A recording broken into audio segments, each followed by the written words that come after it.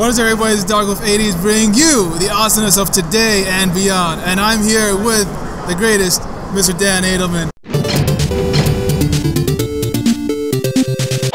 Mr. Dan Adelman, it's a pleasure to meet you. Absolutely. Great to see you. Great to meet you. We met yesterday, but Correct. Great to meet you again. And I believe this is your first time here in the state of Kuwait. Absolutely. So tell me about it. What is your experience here in Kuwait? Oh, it's been fantastic. This is my first time not only in Kuwait, but in the Middle East region in general. Okay. So, yeah, I didn't know what to expect, but everyone has been so warm, so welcoming, so friendly. It's been absolutely fantastic. The food is amazing, and a lot of it. So. Now, I understand that you were previously an ex-Nintendo employee. That's right. Okay. And now you have moved into something far greater, and that is you have basically created the indie movement. Could you tell me a little bit more, elaborate more on that?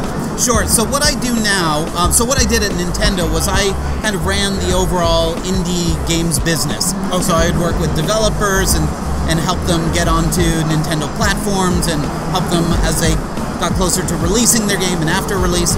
So about 2.5 years ago, I left my job at Nintendo and went off on my own and started my own business where now I do a lot of the same things, working with developers, helping them as they release their games, but doing it in a deeper way. So I work with just a few games at a time. So I try to do maybe one big release per year kind of thing. So I work basically as the business person for a few different indie teams. Okay. So I'm working on 3 games right now. 𝐒𝐨𝐽 which launched a couple years ago. I've heard. Look, I've played that game, and I played the demo. It looks so very Castlevania-ish. Yeah. More like Metroid, but more Castlevania as well. Yeah, I would say more Metroid than Vania, because another game I'm working on is called 𝐒𝐨𝐽, which I think of as more Vania than Metroid. Oh, yeah. Okay. So but I love them both, so that's why I was already working on 𝐒𝐨𝐽 when when I started working with 𝐒𝐨𝐽, and I was thinking, are these two similar? But they're both so good and so different that I decided, all right, there's no conflict there. And yeah, so I'm working on both of them. So here's the thing: what pushed you to go and say, you know what? While first-party games from the same company is always good, what made you decide to go hey, wait a minute? There are these other games that are being developed. What made you go ahead and push and invest your time in these guys and actually making it big to what it is today? Do you mean when I was at Nintendo? Yeah. So when I was at Nintendo, so this is we're talking about 10, 11 years ago. Okay. And so at the time, digital distribution was very new. Okay. So there wasn't a big indies movement. In fact, very few people knew that there were indies, because indies just worked on their own thing, more like a hobby. They would share their games with other people, but nobody really made a living selling these games. Okay. And so digital distribution opened up new doors. And I remember when I was at Nintendo, nobody had a strategy of what do we want to do with digital distribution? Do we just want a lot of casual games like puzzle games for housewives and that kind of thing, or do we want something else? So I really wanted to find some games that were different from everything else that was out there. I thought games were all too similar to each other, and there was a lot of repetition. So I started looking for developers, anyone who was interested in doing something quirky, different, weird, and that's how I kind of found more indie developers. Speaking of quirky, what was now you brought a very interesting quote. What was the very first game that was quirky and weird, and you went from there? Probably the first early one was World of Goo. So my goodness! The one that's on the iPhone app, the little now it's on the iPhone. But yeah, back then it was it launched on WiiWare and Steam at the same time, and so Steam was very early on too. Okay. But the interesting thing about World of Goo is, so that was made by Kyle Gabler and Ron Carmel. Okay. And so I knew Kyle's name because he had a website called Experimental Gameplay. And so that was exactly what I was looking for. It's like something experimental, something different. So I went on to that website. I can't remember how I found it, but there were all these little prototypes, like just very small, like 2-minute experiences. And I noticed that as I played through them, the ones that I always liked the best were all by the same guy, Kyle Gabler. So I reached out to him and I said, hey, I'm trying a new thing at Nintendo. I'd love for you to be a part of it. I don't know what you want to make. Whatever you want to make, that's fine by me. And he said, well, he had a game called Tower of Goo on that site. And all it was using the goo balls to make a tower. And he was like, he said, I think I can make a whole game out of that.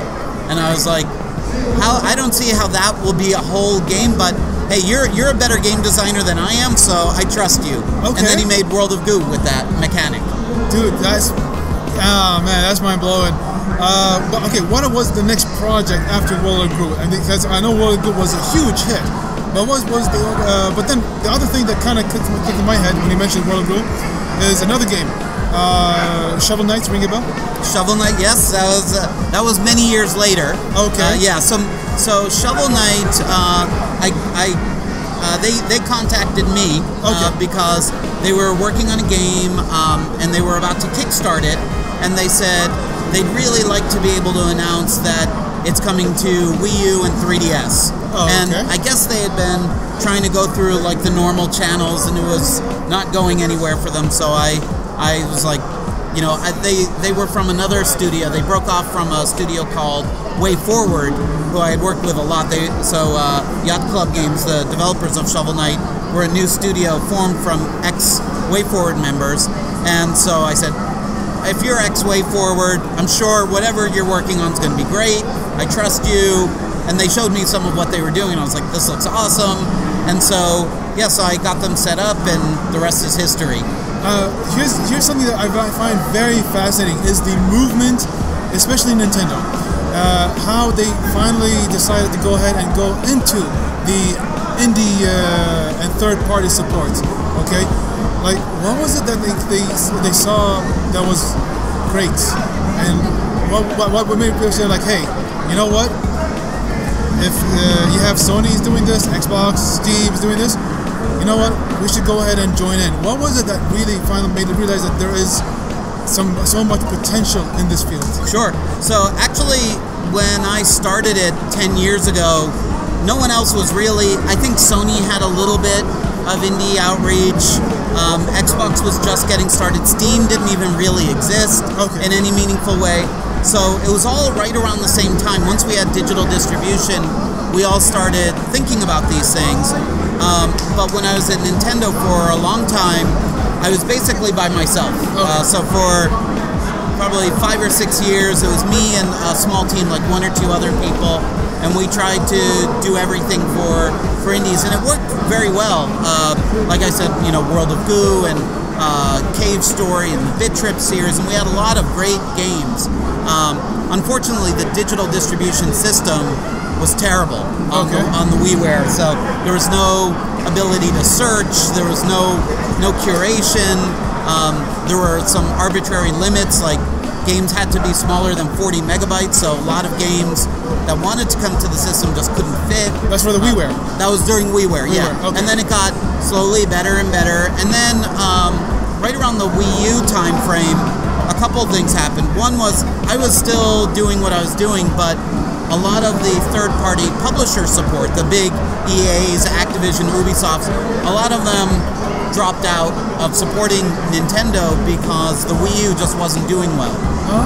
And the 3DS is very difficult to develop for, so more and more indie games started to fill out the rest of the portfolio. So it became really first-party games and the indie stuff. And that was because we weren't getting the EAs and Activision, the Call of Duties and Skyrim and all of those games. We didn't get those during those years. So indies became a bigger and bigger part of the third-party strategy. Speaking of strategy and third-party support, I believe now is probably the biggest time, especially because the Nintendo Switch is out.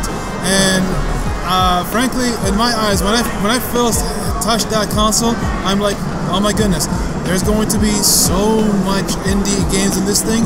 It's like, it's just going to be fabulous. Yeah, should be. It kills me that right now there's almost no real indie games on the system. They could have had at this point in the system. They should. It should have. Should. They messed up. You heard it here, Nintendo. You messed up because they could have had Axiom Verge could have been a launch day title. There could have been there could have been a million really good, the AAA indie, the best games. They could have had them all, but they've decided like they only wanted exclusives. They were being very cagey with who they're giving development systems to. So hopefully they'll be able to get it back on track. I hope so. Ladies and gentlemen, Mr. Dan Adelman. Okay, again, Mr. Dan Adelman, it's a pleasure meeting you. Absolutely. Hope you enjoy your stay here in Kuwait, and more of it will come. Thank you very much. Thank you. Cheers.